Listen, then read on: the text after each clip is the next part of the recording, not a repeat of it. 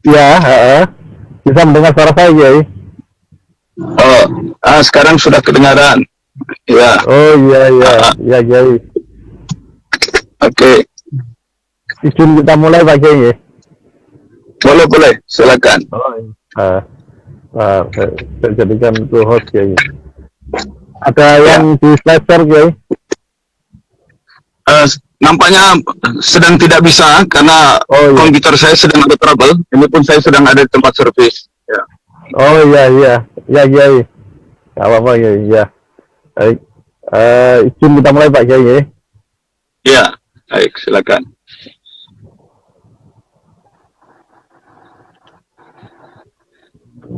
Bismillahirrahmanirrahim. Assalamualaikum warahmatullahi wabarakatuh. Alhamdulillahirrabbilalamin. Allahumma sholli ala sayyidina Muhammadin abdika wa nabiyika wa rasulika nabiyil ummi wa ala alihi wa sahbihi wa sallam taslima bi qadri azamati dzatika fi kulli waqtin wa hin. Disyukur kita panjatkan pada Allah Subhanahu wa taala atas ridho dan keberkahannya sehingga kita bisa hadir pada kajian yang mulia ini, kajian pesantren digital MDT. Salawat serta salam kita aturkan kepada junjungan Nabi besar Muhammad SAW. Semoga kita senantiasa bisa istiqomah mengikuti jalannya beliau dan termasuk golongan orang-orang yang soleh. Yang kami muliakan guru kita Kiai Haji Wafiuddin Sakam, SDMBA, Wakil Talqin PGN Pondok Pesantren Suryalaya, Tasikmalaya. Yang kami muliakan dan hormati Ketua Dewan Pembina MDT Bapak Muharram Perpamukti, yang juga beliau selaku Direktur HCMDT Telkomsel beserta seluruh jajaran Dewan Pembina MDT. Yang kami muliakan dan juga hormati Ketua Dewan Pengawas MDT Bapak Ilmi Wahidi beserta jajaran Dewan Pengawas MDT, para pengurus pusat, pengurus wilayah MDT seluruh Indonesia.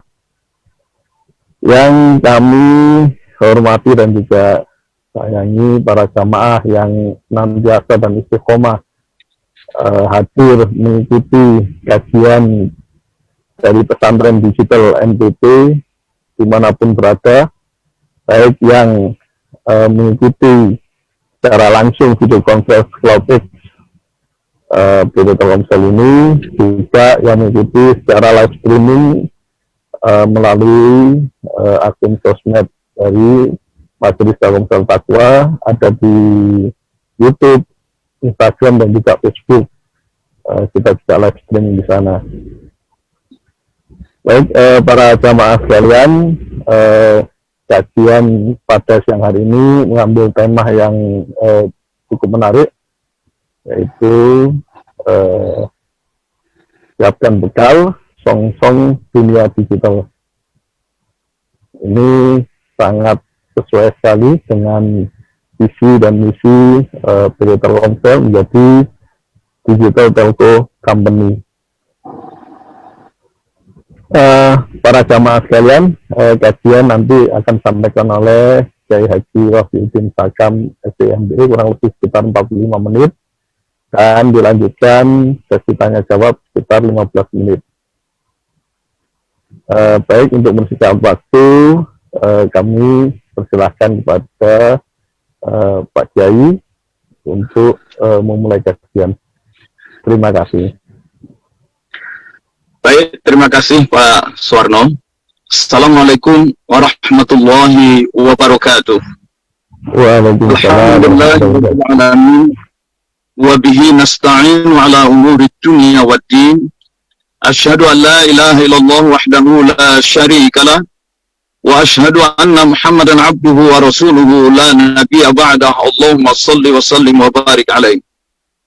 Allahumma aftah lana bi futuhil arifin. Ya Allah, bukakanlah untuk kami segala hal yang telah kau buka untuk hamba-hambamu yang arifin, yang penuh dengan kearifan, yang mendalam dalam ma'rifah, seperti para nabi dan rasulmu, para ulama dan para aulia. Allahumma aftah lana bifutuhil arifin, walhamdulillahi rabbil alamin. Pimpinan, para pengurus dan seluruh jamaah MTT, Majelis Taklim Telkomsel yang kami muliakan. Saya sudah menyiapkan materi untuk share screen, tapi mendadak saya punya PC SSD-nya mengalami trouble dan saya berharap dibawa ke tempat servis cepat selesai, ternyata belum juga. Maka terpaksalah saya siaran melalui handphone dan ini pun dari mobil, dari tempat parkir gedung servis. Dan barusan pun saya dari Kedapari menyelesaikan beberapa hal. Baiklah, topik yang disodorkan kepada kita untuk kita diskusikan sama-sama, siapkan bekal songsong dunia digital. Kata-kata menyongsong berarti kita mempersiapkan diri untuk masa depan.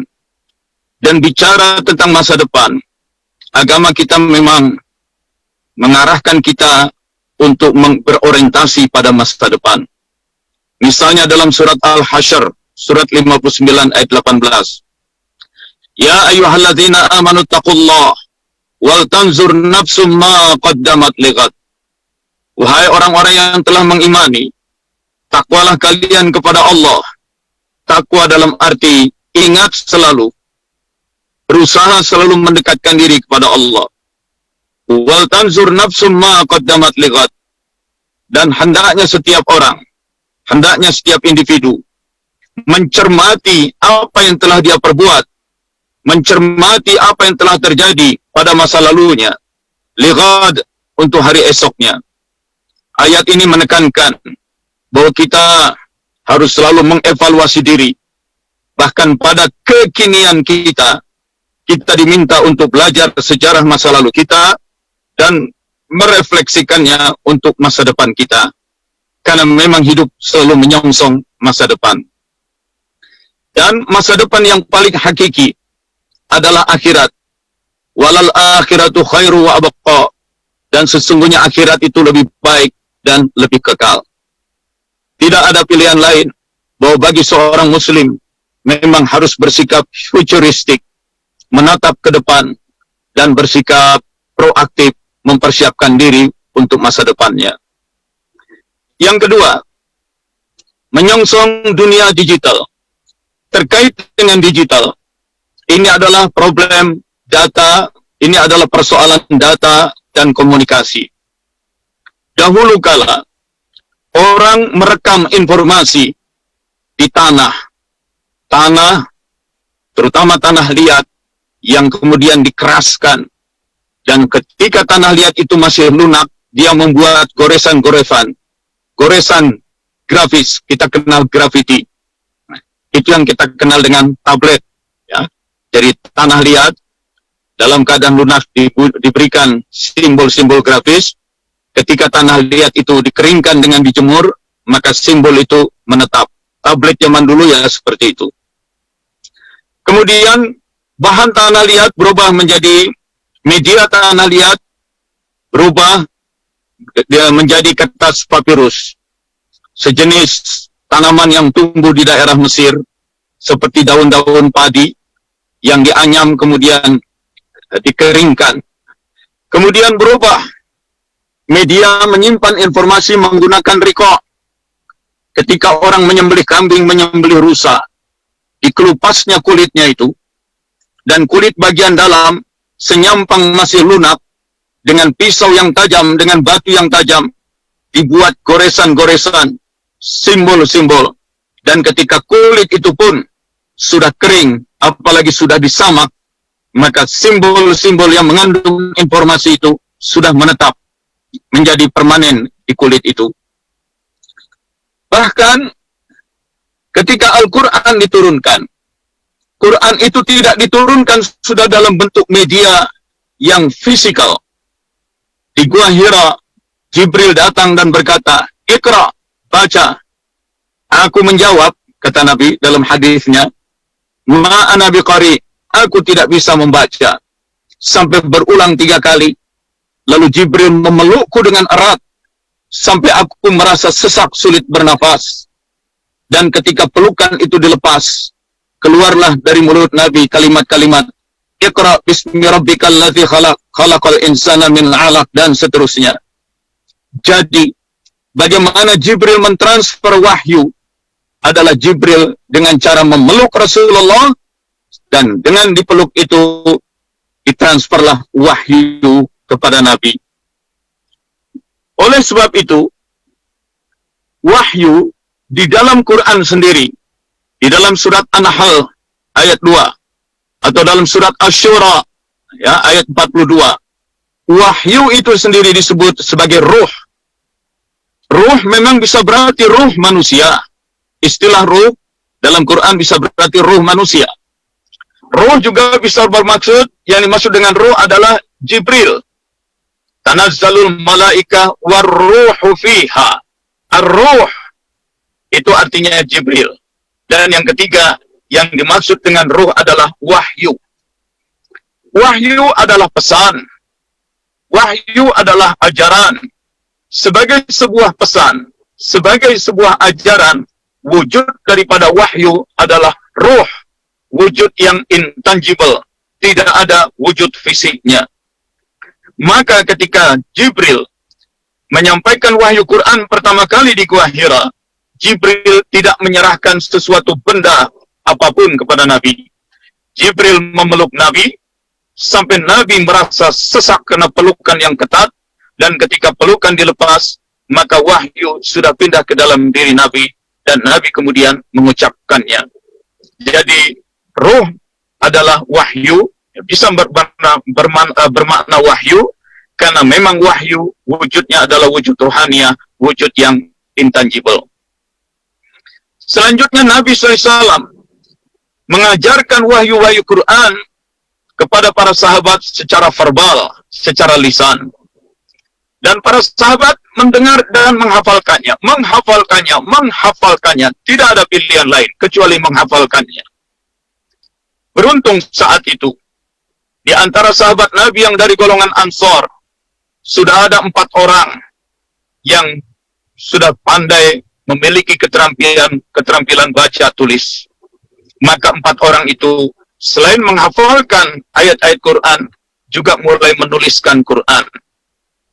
Zaid bin Sabit, salah satu dari 4 orang itu, yang juga sekretaris Nabi SAW, mengatakan, Nahnu inda Rasulillah, nu'liful Quran minar riqa. Kami, di zaman Rasulullah SAW, menuliskan Quran, menghimpun Quran di dalam riqa. Apa itu riqa? Kulit binatang, yang sudah dikelupas, dan masih dalam keadaan lunak, dengan pisau atau batu yang tajam, dibuatlah simbol-simbol goresan. Tentu saja, hurufnya atau aksara yang digunakan masih merupakan aksara yang sangat sederhana. Jadi, di masa awal orang menyimpan informasi, merekam informasi di tablet berupa tanah liat, kemudian di kertas yang digulung-gulung, yang kita kenal dengan nama scrolls, dan kemudian orang mulai menuliskan ayat-ayat Quran di dalam riqa, di dalam kulit binatang, yang dalam bahasa Inggris disebut parchment.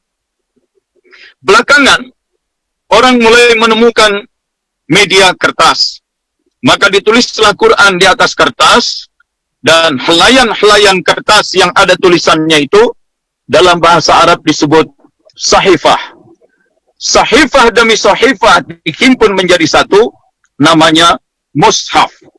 Mushaf itu yang kita kenal dengan bahasa lain, buku. Ketika sahifah demi sahifah, lembaran kertas demi lembaran kertas sudah disusun rapi, maka di bagian luar diberikan lapisan kulit.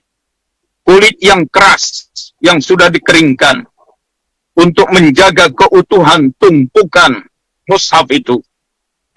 Kulit yang keras itu, kulit bahasa Arabnya adalah jildun. Jildun biasa dibaca jilid.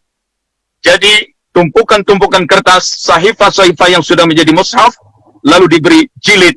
Apa itu jilid? Diberi kulit. Nah, sampai sekarang istilah jilid pun bermakna kulit sebenarnya ya. Maka di tukang fotokopi orang suka tanya, Pak, ini diktat yang sudah difotokopi, mau dijilid tidak? Maksudnya diberi cover, diberi kulit. Dulu yang namanya jilid yang memang betul-betul kulit binatang yang sudah dikeringkan dan dikeraskan. Zaman terus berkembang. Media tidak lagi berupa kertas, tapi aksaranya pun berubah, tidak lagi berupa aksara-aksara grafis. Orang sudah mulai menggunakan aksara titik. Kita lihat misalnya dalam huruf Braille. Dan nanti media juga berubah menjadi CD, media berubah menjadi kumpulan transistor, teknologi transistor berskala nano, dan kemudian huruf-hurufnya pun berubah lagi, sekarang menjadi sinyal-sinyal digital, rentetan dari angka-angka 0 dan 1. Bisa jadi 0000, 1111. Ini yang disebut teknologi digital. Artinya, bicara tentang digital, itu pada dasarnya adalah bicara tentang aksara, dan juga bicara tentang media. Begitu aksaranya sudah menjadi digital, medianya sudah menjadi sinyal-sinyal elektronik, maka yang namanya informasi kembali kepada zamannya semula, menjadi gaib lagi. Informasi menjadi gaib, tidak lagi berupa simbol-simbol nyata yang nampak, tetapi dia menjadi simbol-simbol yang intangible lagi. Dengan kata lain, Quran sekarang pun berubah menjadi gaib lagi. Dulu diturunkan melalui Jibril dalam wujud ruh, hanya dengan mendekap Rasulullah, Jibril mentransfer, memindahkan wahyu. Sekarang Quran pun dari satu platform ke platform lain, itu dipindahkan secara gaib lagi, dalam wujud ruh lagi. Ini soal digital. Soal format saja. Format rekaman, format aksara, dan format media. Yang ketiga, selain kita bicara menyongsong masa depan, bicara tentang format informasi digital, yang ketiga adalah kita bicara tentang konten, tentang isi. Karena teknologi digital itu hanya infrastruktur, tetapi yang lebih penting adalah konten. Satu hal yang perlu dipertimbangkan adalah selalu gunakan nalar sebelum ujar. Ingat, nalar sebelum ujar. Bernalarlah lebih dulu sebelum berujar. Berfikirlah lebih dulu sebelum berkata-kata. Berfikirlah lebih dulu sebelum menuliskan berbagai macam pesan. Karena satu anak panah, begitu dia dilepas dari busurnya, lepas, dilontarkan, dia terbang jauh, kita tidak bisa lagi mengendalikan ke arah mana anak panah itu akan menuju. Begitu juga suatu kata-kata, ketika sudah kita ucapkan, maka kita tidak bisa lagi menangkap kata-kata yang terlepas dari mulut kita. Apalagi dengan teknologi digital sekarang, kita menggunakan medsos. Begitu kita sebar suatu informasi, begitu kita bertutur, begitu kita berujar melalui medsos, maka dia langsung menyebar melalui grup, dan kita tidak bisa menangkapnya lagi. Maka gunakan selalu nalar sebelum ujar. Jangan sampai kita menyesal. Oleh sebab itu, terkait dengan konten digital ini, kita dituntut bersabar. Ya. Dalam beragama, yang namanya agama itu adalah nasihat. Ad-dinu an-nasihah. Nasihah. Agama itu adalah pesan-pesan kebaikan. Dan Allah mengingatkan, wa tawassaw bil haqq wa tawassaw bis sabr. Hidup itu harus perlu berkomunikasi, bertawasau, tausiah, menyebarkan pesan-pesan kebenaran dan kesabaran. Hal yang menarik, dengan teknologi digital segala sesuatu menjadi bergerak begitu cepat seperti kilat. Tetapi justru dalam beragama, agama menekankan sabar, sabar, sabar. Jadi di mana kita harus bersabar? Tidak mungkin kita menyuruh komputer bersabar. Yang harus bersabar adalah diri kita sendiri. Oleh sebab itu, setiap menerima pesan-pesan digital macam apapun, jangan langsung mudah kita memforwardnya. Hendaknya kita bersabar dulu. Kita harus meneliti apakah pesan yang kita terima ini valid atau tidak. Segala sesuatu harus diuji kebenarannya. Wala taqfu ma laysa laka bihi ilm. Jangan kamu ikuti segala sesuatu yang tidak kamu miliki ilmunya. Segala sesuatu harus diuji dengan ilmu kebenarannya. Benar tidak informasi ini? Dan kalaupun sudah benar, apakah pesan-pesan itu mengandung kebaikan? Sesuatu yang benar belum tentu baik. Memang benar adalah fakta seseorang itu melakukan satu kejahatan dan kita mengetahuinya itu suatu kebenaran, fakta. Tetapi kalau kebenaran seseorang itu, kalau kejahatan seseorang itu langsung kita sebarkan melalui medsos, apakah itu akan membawa kebaikan? Belum tentu. Bisa jadi dia membawa kebaikan supaya orang-orang menjadi waspada, supaya tidak terkena kejahatan yang diperbuat oleh si pelaku itu. Tapi bisa jadi informasi yang kita sebarkan itu hanya menjadi teror, menimbulkan ketakutan, menimbulkan kecemasan, menimbulkan ketidakpastian, suatu anarki di masyarakat. Sesuatu yang benar belum tentu baik.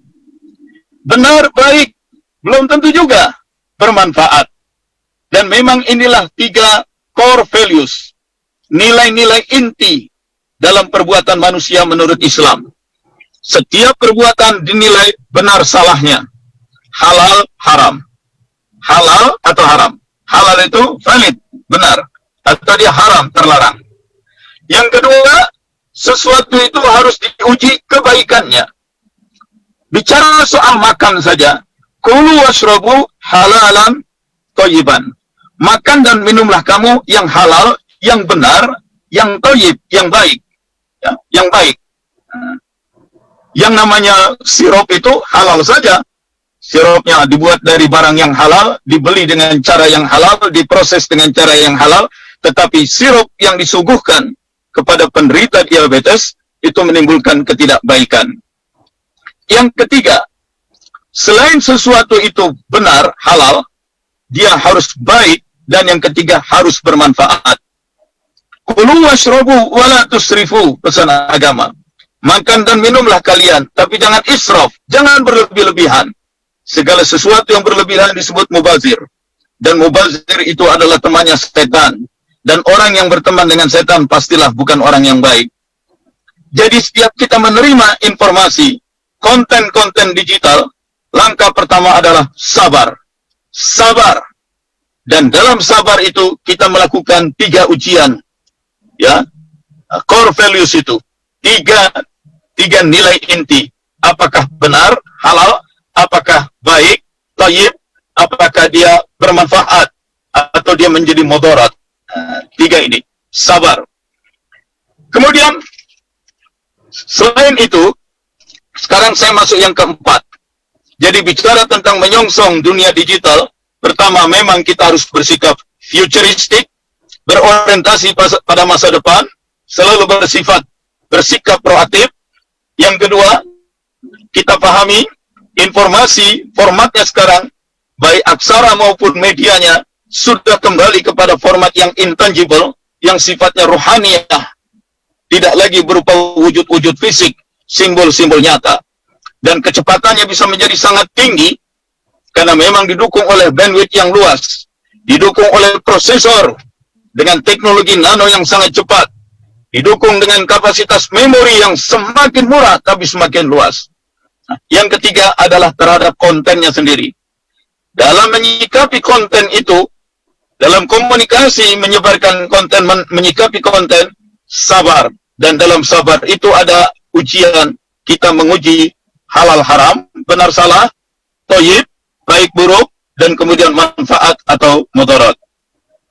Sekarang yang keempat, begitu luasnya data-data yang bisa kita himpun dengan teknologi digital, Maka sekarang kita dengan perangkat-perangkat kita memiliki koleksi data yang sangat masif.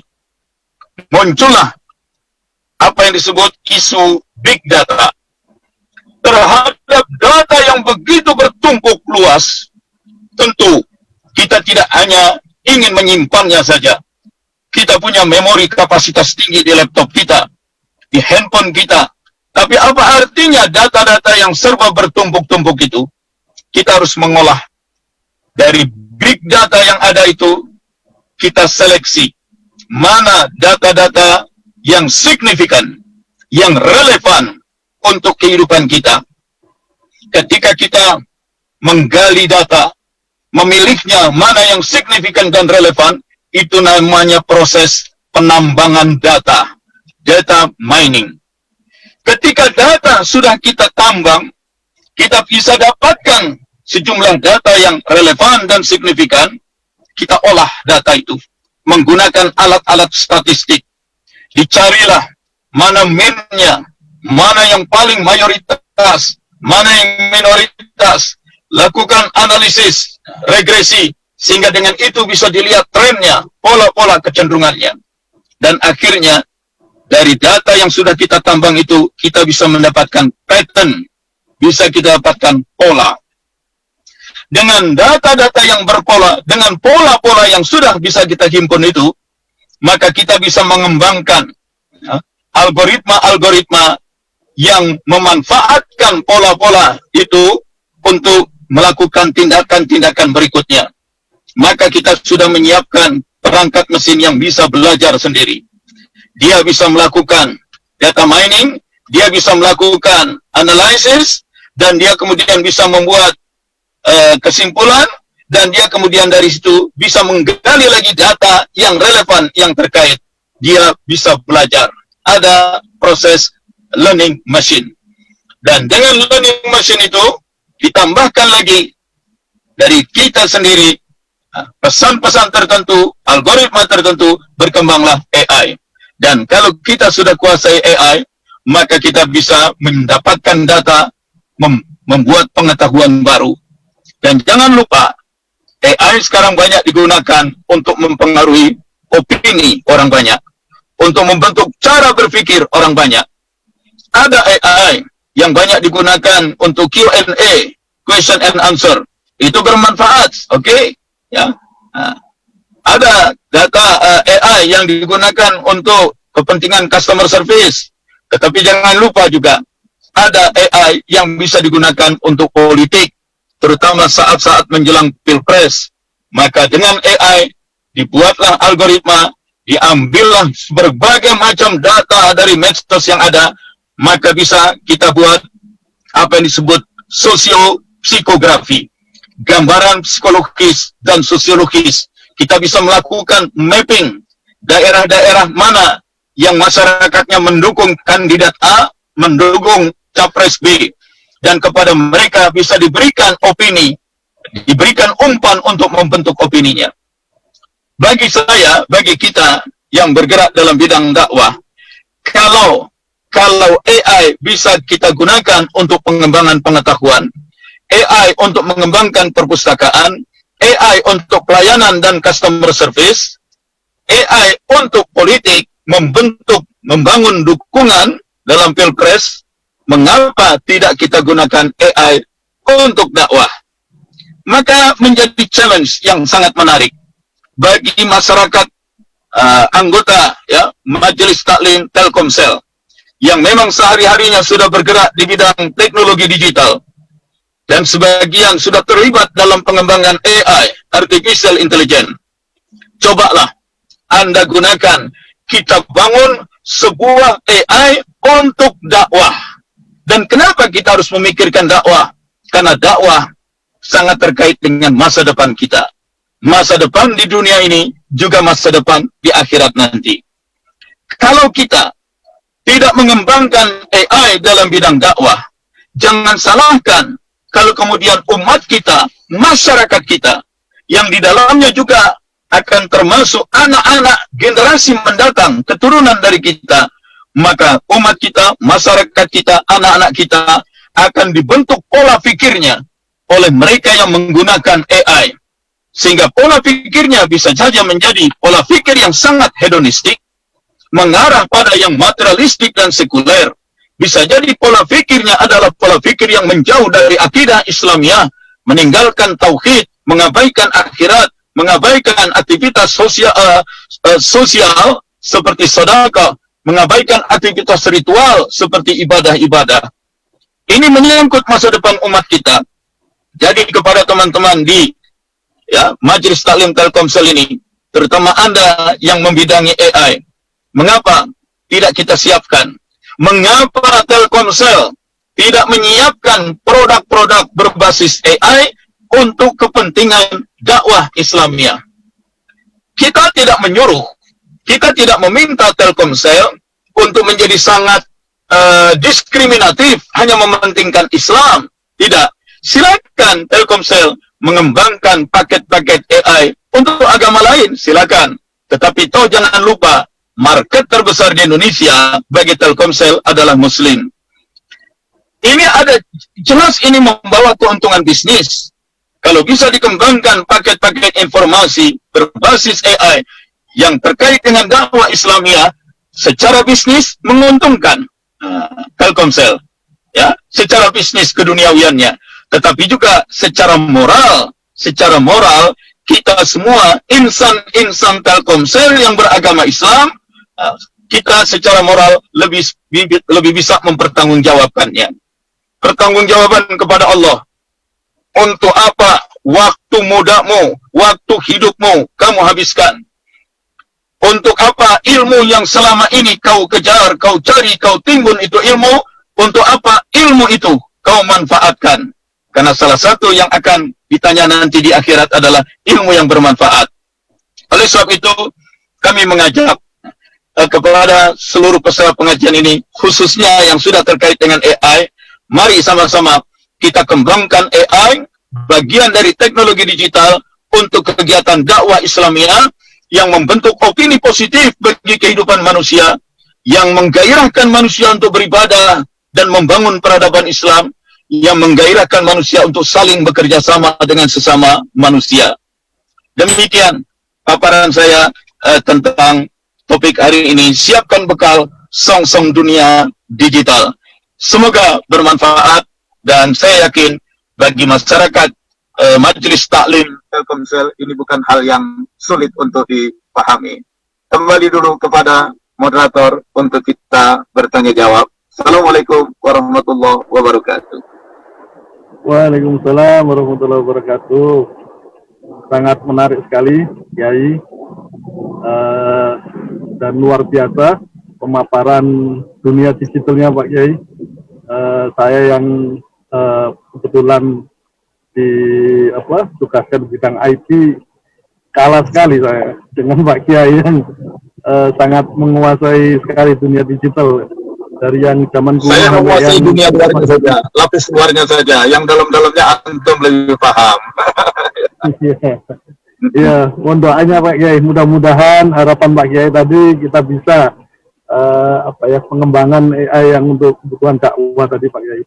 Makanya ini mohon doanya juga kami di Majelis Telkomsel Taqwa ini bertransformasi. Jadi kita mengubah Majelis Taklim menjadi pesantren digital Pak Kiai.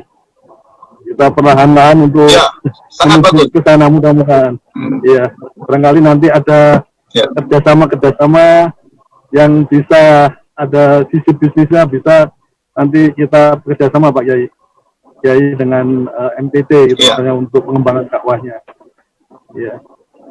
Baik, para jamaah sekalian, ini masih ada waktu kurang lebih sekitar 11 menitan lah. Jadi mungkin ada beberapa pertanyaan dari para jamaah. Silakan untuk bisa berinteraksi, berdialog dengan Pak Kiai.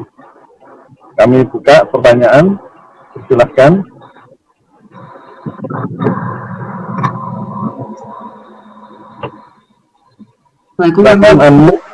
Boleh, bertanya, Cak. Assalamualaikum, Pak Kiai.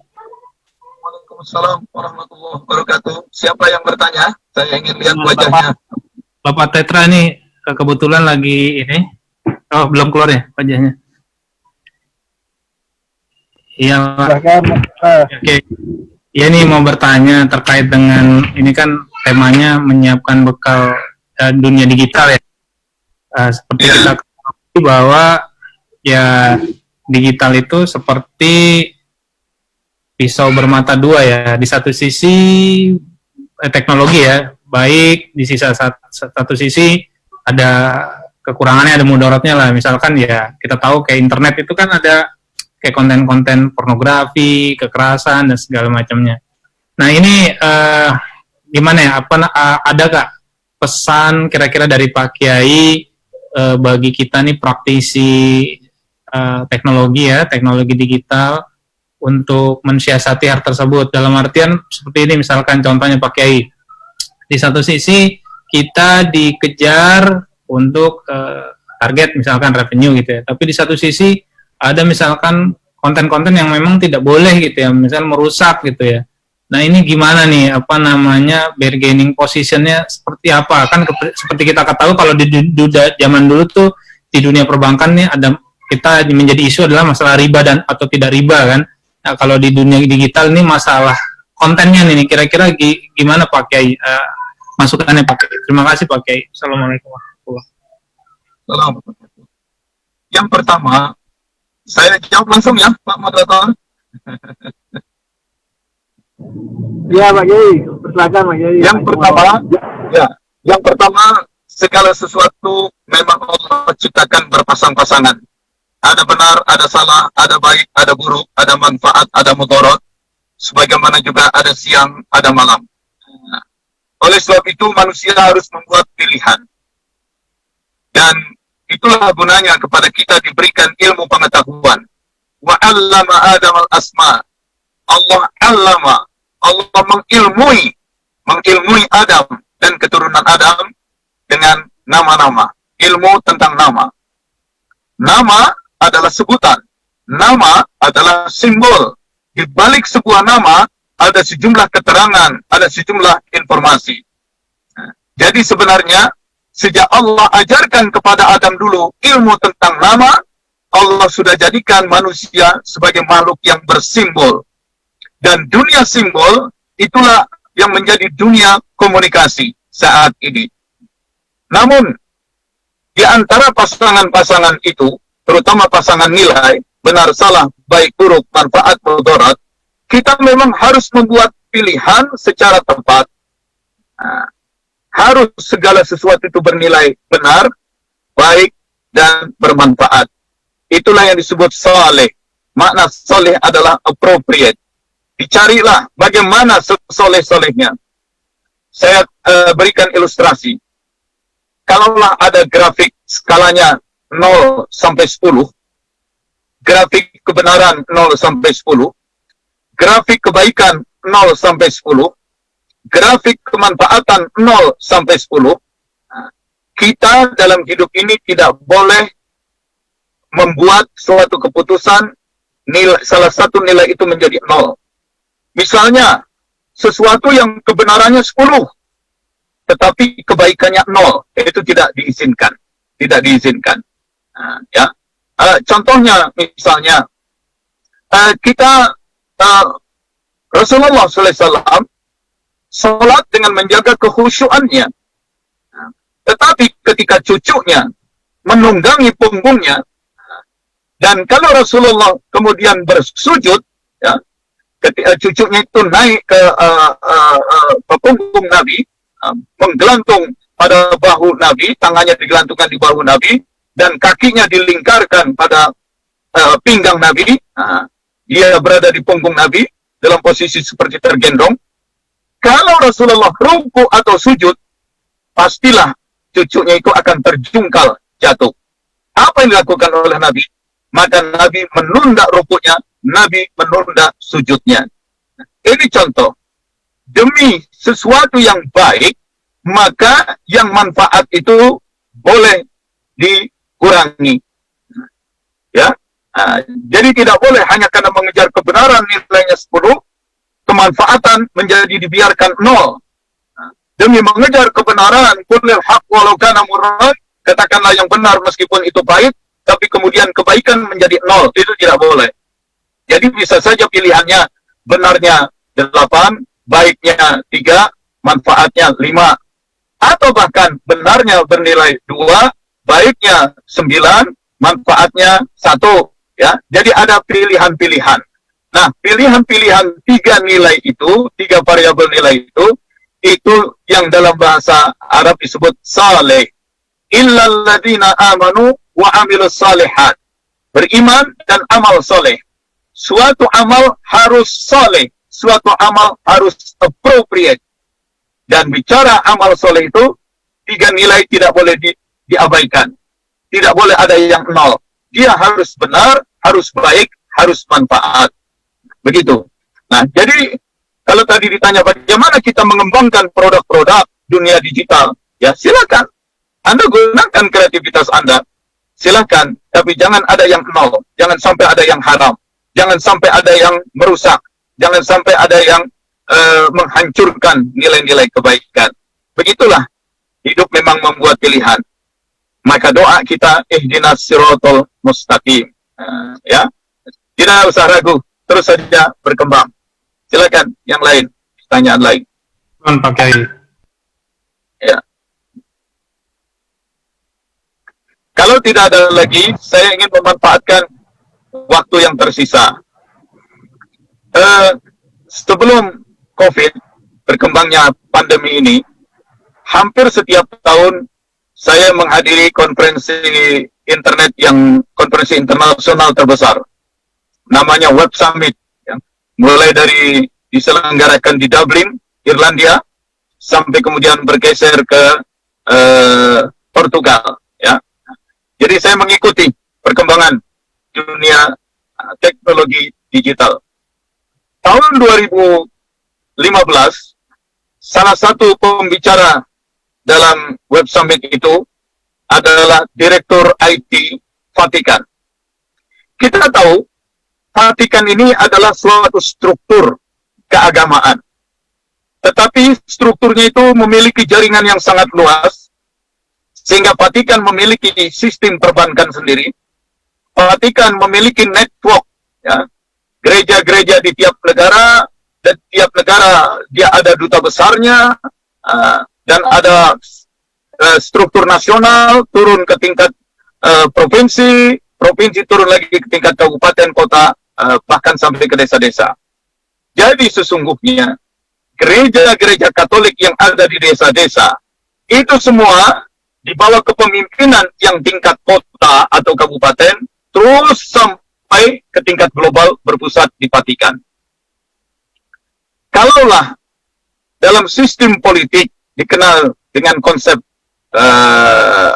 khilafahnya HTI, dan itu tidak disukai orang. Kenapa tidak disukai? Karena katanya khilafahnya HTI suatu struktur politik, suatu sistem politik yang dasarnya teokratis, yang dasarnya ketuhanan, di mana pimpinan tertinggi haruslah orang-orang yang terkait dengan Tuhan. Dan dia sifatnya transnasional. Dia bersifat lintas negara. Teori khilafahnya HTI itu hanya teori dan masih sifatnya utopis. Keinginan-keinginan yang tidak akan mungkin terwujud. Tetapi Anda tahu tidak, sistem khilafah yang sudah efektif berfungsi, struktur politik yang teokratis dan lintas negara, dan sudah berjalan, itu adalah Vatikan. Vatikan itu adalah sistem khilafah.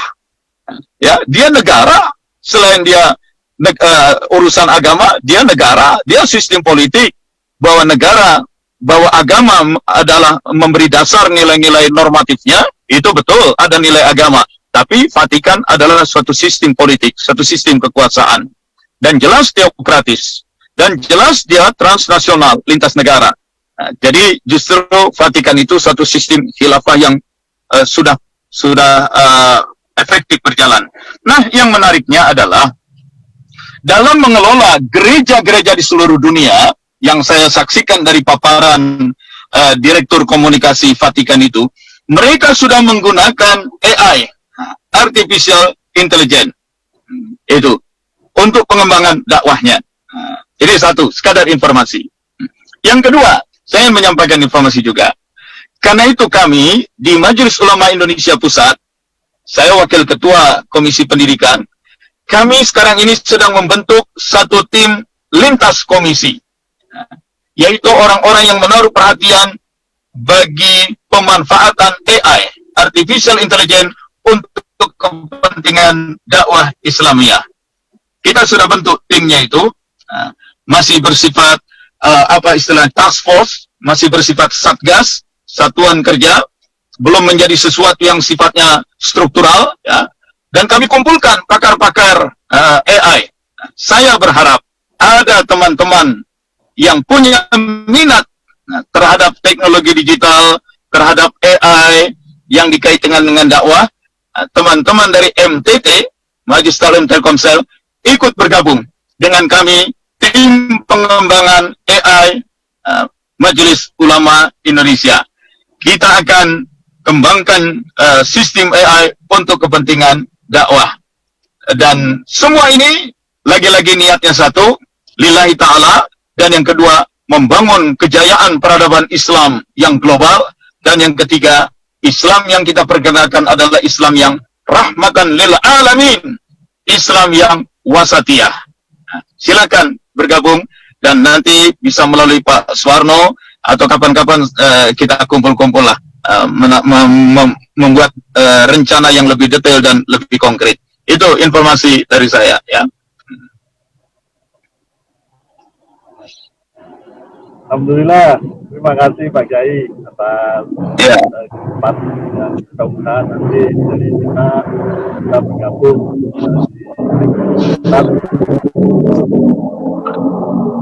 Pak Kiai. Barangkali para jamaah ada yang bertanya, belum ada yang ingin bertanya. Bertanya, oh ya, monggo. Silakan. Assalamualaikum Ustaz. Ini terkait dengan dunia digital. Kan banyak sekali kita konten tentang game ya Ustaz ya.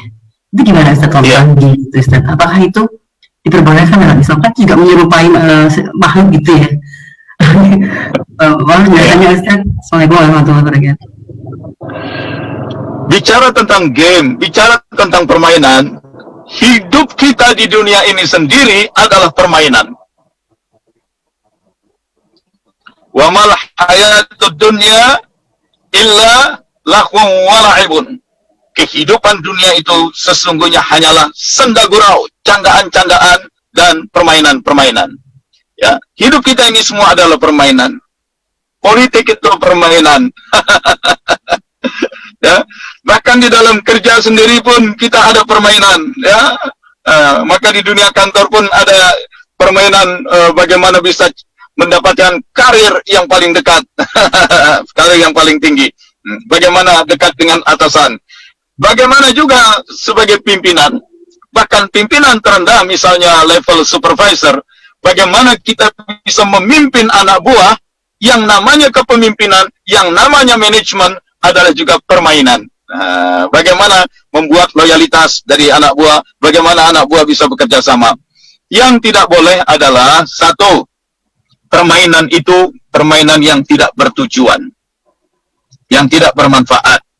Ada permainan yang bermanfaat, permainan yang mendidik, permainan yang menambah informasi, permainan yang menambah motivasi, permainan yang memperkuat keyakinan-keyakinan, ya. Yang kedua, jangan sampai kita ditenggelamkan, diseret oleh permainan itu. Fala taghurrannakumul hayatud dunya. Janganlah kamu ditenggelamkan oleh kehidupan dunia. Ya, hidup dunia ini mata'ul ghurur. Kesenangan yang memukau, kesenangan yang menyeret, yang menenggelami. Teknologi digital itu banyak game. Kita boleh saja tidak langsung antipati terhadap game, tapi bagaimana game itu game yang jelas ada tujuannya, game yang ada values and benefitnya, ada nilai-nilai yang positif, ada manfaat-manfaat. Kemudian yang kedua, ya, bagaimana game itu tidak membuat kita tenggelam, terseret bermain game berjam, berhari, berminggu, sehingga habis uang untuk beli paket data, ya, lalu terabaikan melakukan kewajiban yang lain. Dan yang lebih menarik, lebih challenging lagi adalah kita ini kan insan-insan teknologi digital. Kalau memang kita tahu permainan adalah sesuatu yang digemari oleh manusia, dari dewasa sampai anak-anak, kita insan digital. Kenapa tidak kita menciptakan game-game yang memang bermanfaat, game-game yang memang islami? Apalagi kita bekerja di perusahaan bisnis digital, kenapa tidak kita kembangkan pilihan-pilihan game yang memang bermanfaat dan juga laku dong, supaya juga bisa tambah manfaatnya kalau banyak profit. Itu ya, jadi soal game, kita tidak bisa langsung menafikan kepada anak-anak kita, jangan main game dulu, sini handphonenya mama sita, segala macam. Ya, anak itu bisa jadi kehilangan motivasi hidup. Anak itu bisa menjadi kuper dalam pergaulannya, dia menjadi terasingkan, dia tidak mengikuti perkembangan. Jadi tidak juga kita terlalu bersikap terlalu drastis seperti itu. Berikanlah pengarahan. Kalau memang anak kita senang game, kalau memang anak kita senang ngoprek, ya, teknologi digital, kenapa tidak kita kursuskan anak kita kursus coding? Coding itu bahasa. Dalam hidup ini, memahami bahasa Inggris itu penting, supaya luaslah pergaulan kita, wawasan kita. Mempelajari bahasa Arab itu penting, supaya kita bisa menangkap pesan-pesan utama dari agama kita, yang akan meningkatkan kekhusyuan ibadah kita. Bahasa Cina, bahasa Mandarin itu penting, karena memang Cina akan menjadi kekuatan ekonomi global yang menentukan kehidupan di negara kita. Tapi jangan lupa, zaman sekarang adalah zaman teknologi, zaman mesin. Maka bahasa mesin pun penting. Apa itu bahasa mesin? Ya coding. Di banyak negara maju, anak sejak SD sudah dilatihkan coding. Saya di berbagai masjid, di berbagai majelis taklim, mendorong anak-anak muslim, keluarga-keluarga muslim, supaya anak-anak mereka sejak masih usia dini dilatihkan coding. Anda tahu, Ramadan kemarin, di Masjid Al-Mubarak di Romangun, kami menyelenggarakan pesantren Ramadan, tetapi isinya pelatihan coding. Ya, ada salat tarawih sama-sama, ada tadarus Quran sama-sama, ada zikir, tapi muatan yang sangat core-nya itu adalah kita bikin pelatihan coding untuk anak-anak.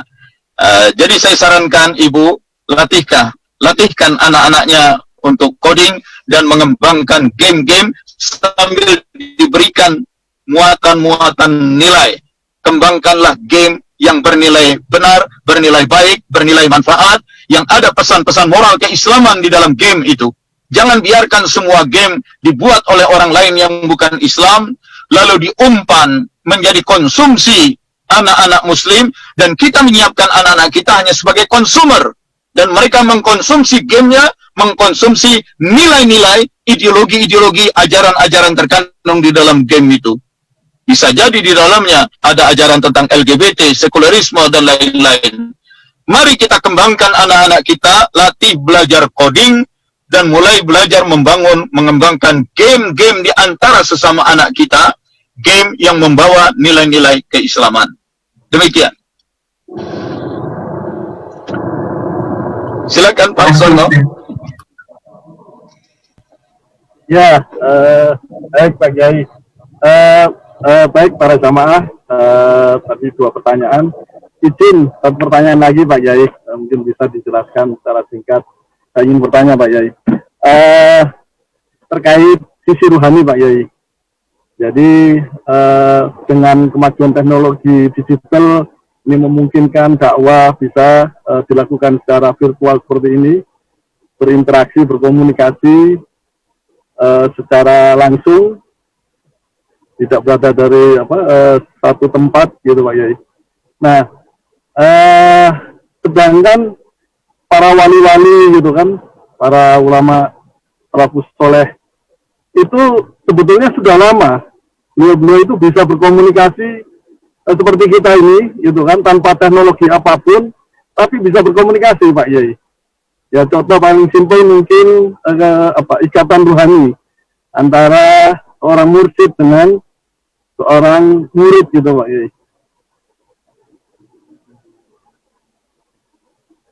Barangkali mungkin bisa dijelaskan Pak Yai.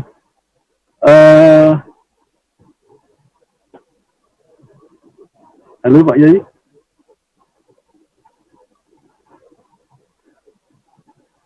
Putus Pak Yai.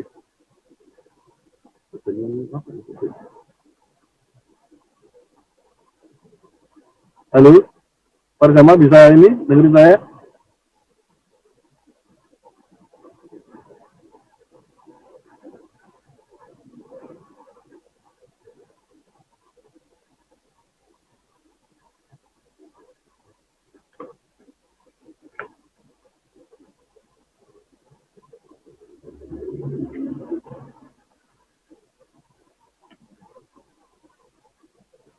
Halo, Mas Amir?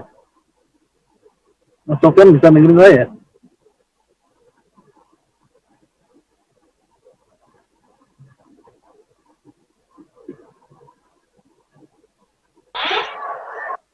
Putus Pak Kiainya, Pak Suwarni. Iya. Coba tunggu mungkin habis mungkin baterainya beliau mungkin. Karena lagi di mobil.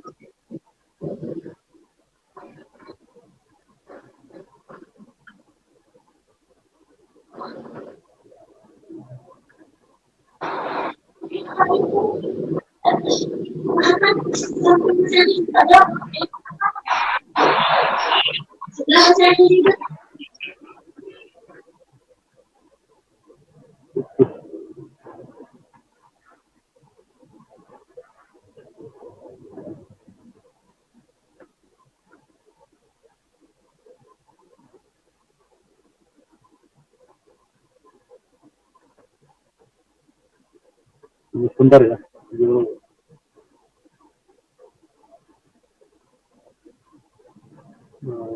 Bisa masuk lagi.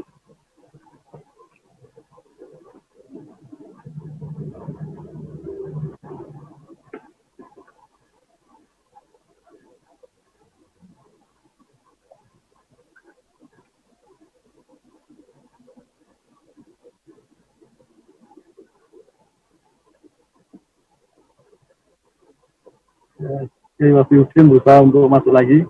Mohon bersabar. Tunggu sebentar.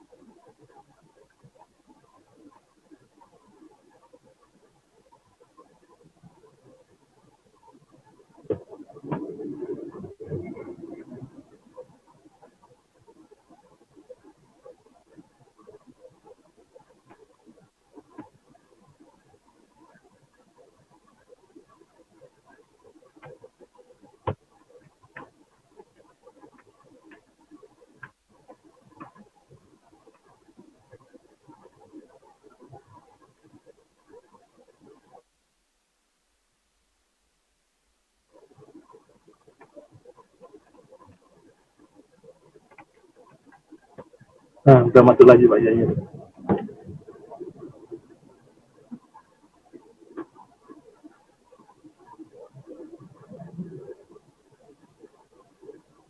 Halo Pak Yai. Ya, suara terdengar? Oh iya. Ya, terdengar Pak Yai. Alhamdulillah. Ya, mungkin bisa jelaskan nih. Mungkin bisa jelaskan secara singkat Pak Yai dari sisi rohaninya itu kalau sekarang kita bisa menikmati berkomunikasi secara virtual seperti ini melalui teknologi digital gitu kan, tapi para wali-wali, para ulama zaman dahulu dulu itu bisa saling berkomunikasi gitu Pak Yai di antara mereka itu secara goib gitu. Nah itu rahasianya atau seperti apa Pak Kiai? Misalnya ikatan ruhani antara mursyid dengan seorang murid gitu, kok bisa mencapai level seperti itu Pak Kiai? Oke. Tubuh manusia, tubuh fisik biologis ini, itu kan cuma cangkang, cuma casing. Diri manusia yang hakiki bukan tubuh biologis ini. Yang Quran menyebutnya bashar. Diri manusia hakiki adalah ruh. Ruh itu jiwa. Pusatnya ruh, inti dari ruh adalah kolbu. Sebelum tubuh kita terbentuk, ibu bapak kita belum kawin, belum terjadi kehamilan, belum terbentuk janin, kita sudah ada sebagai makhluk-makhluk rohaniah di alam lahut. Lalu kita yang makhluk rohaniah ini dihadirkan ke muka bumi dan diberikan wadah berupa bashar, tubuh biologis ini. Maka diri manusia yang hakiki itu adalah yang ruh. Bashar ini tempat hadir cangkang wadah. Dan nanti akan ada saatnya bashar kita menjadi lemah, menjadi tua, menjadi sakit-sakitan, lalu mati. Begitu bashar mati, diri kita yang ruh dicabut, dikeluarkan dari bashar, itu namanya wafat. Diri kita yang ruh itu melanjutkan kehidupan di alam lain, alam akhirat. Kembali. Oleh sebab itu, yang namanya komunikasi itu bermula dari roh, dari jiwa. Apa yang ada di dalam kolbu kita, cinta, perhatian, keinginan, perasaan, semua yang ada di kolbu itu diekspresikan keluar, dipancarkan. Dari kolbu nyambung ke otak, di pusat saraf otak, ada pusat saraf motorik, dialah yang mengendalikan sistem saraf, ya, sistem saraf pembicaraan kita. Maka seperti sekarang, mulut saya bertutur, mulut saya berujar, keluarlah suara. Suara itu kemudian disambungkan, ditransmisikan menggunakan media-media, lalu didengar oleh Anda semua, masuk ke telinga, dari telinga oleh sistem saraf sensorik diubah menjadi sinyal-sinyal listrik ke otak, dan dari otak dipantulkan ke dalam kolbu Anda. Jadi yang saya sampaikan dalam komunikasi ini, apa yang ada di dalam kolbu saya diterima oleh kolbu Anda semua. Sebenarnya komunikasi itu Q to Q, from kolbu to kolbu. Nah, soal gunanya mulut untuk bertutur kata, itu hanya alat untuk ekspresi. Tapi ketika mulut tidak bisa bertutur kata, ketika jaringan internet terputus, kita tetap bisa bicara Q to Q, komunikasi kolbu ke kolbu. Itulah yang terjadi di kalangan para waliullah, di kalangan para sufi, dan itulah yang terjadi di antara kami, murid-murid tarekat. Jadi saya belajar tarekat Qadiriyah Naqsabandiyah, ya, dan kami dilatihkan berzikir. Ada zikir-zikir tertentu, ya, itu hanya bagian dari teknologi. Jangan Anda artikan teknologi cuma benda-benda mesin-mesin.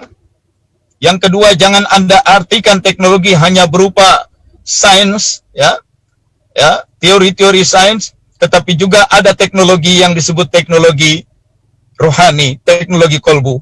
Zikir. Rangkaian zikir tertentu yang banyak dilatihkan, dibenamkan ke dalam kolbu, maka zikir itu membawa manfaat A. Tetapi zikir-zikir yang berbeda, kalimat-kalimat berbeda, ayat-ayat Quran yang berbeda, yang sering dilatihkan, dibenamkan ke dalam kolbu, membawa manfaat B. Ada manfaat C, ada manfaat D. Jadi, jangan sembarangan, jangan terlalu sederhana mengartikan zikir dan bacaan Quran. Karena surat-surat Quran yang kita baca, wirid-wirid, zikir-zikir yang kita wiridkan, berbeda ayat, berbeda bacaan, ketika itu dilatihkan, manfaatnya juga berbeda. Itu. Nah, dalam tarekat, pada dasarnya kita dilatih berzikir untuk membersihkan kolbu. Yang kedua, bagaimana kolbu kita ini tersambung terus kepada Allah. Nah, Namun dengan teknik-teknik zikir yang beragam itu ternyata memunculkan kemanfaatan yang berbeda juga bagi ruh kami, bagi kolbu kita. Ini teknologi, sesuatu yang sah-sah saja. Sebagaimana ada teknologi yang sifatnya fisik, penggunaan alat dan peralatan, ada teknologi yang sifatnya non-fisik, ya, seperti pengembangkan software, ya, algoritma itu kan teknologi yang non-fisik.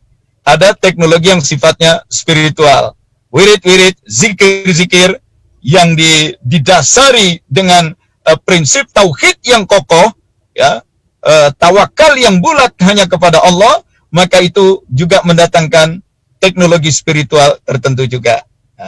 Lain kesempatanlah nanti, atau tanya saja yang ingin belajar, tanya sama Pak Suwarno. Pak Suwarno juga banyak wirid dan zikirnya itu. Silakan.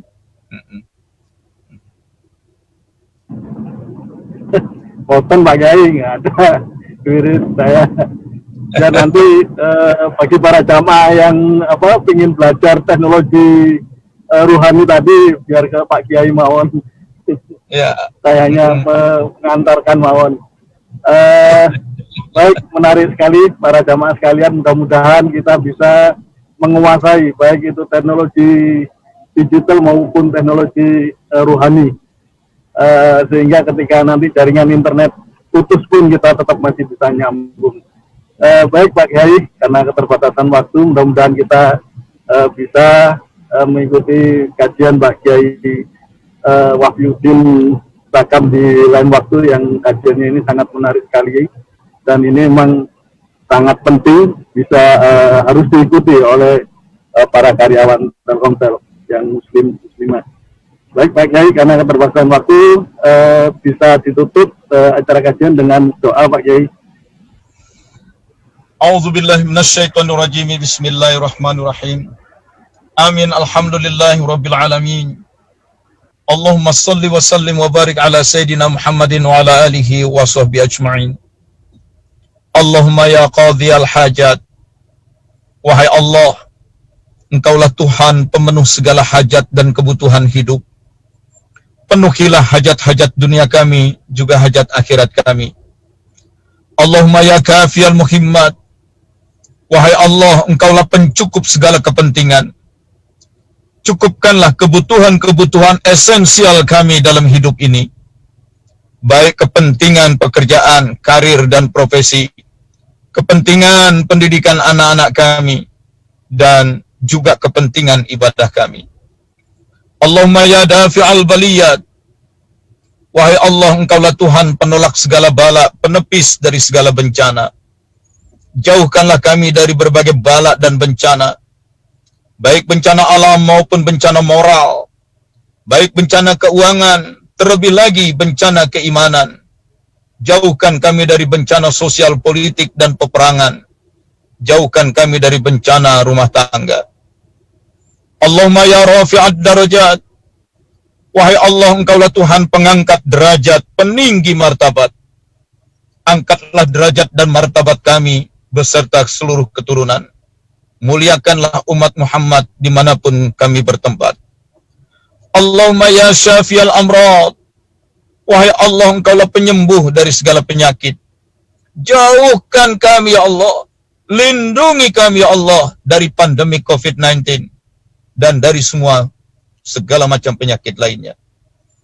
Allahumma ya mujibad da'wat.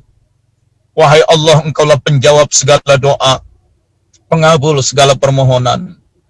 Tolong ya Allah, kabulkanlah permintaan-permintaan kami. Sampaikanlah kami pada maksud-maksud dan tujuan-tujuan.